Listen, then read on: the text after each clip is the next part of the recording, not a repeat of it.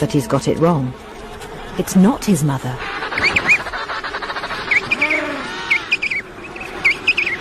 This must be her, surely. Wrong again. He tests each penguin in turn. But nobody wants him. In a colony this size, he may never find his mother again. These are desperate times.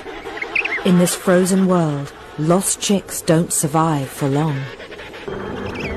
The chick's only protection is his overcoat of down, and at -40, it's simply not enough. And unfortunately, the other mothers care only for their own.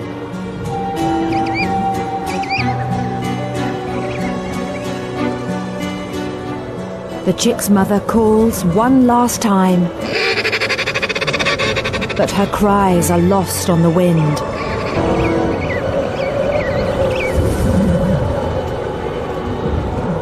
At last he's found, and not a moment too soon.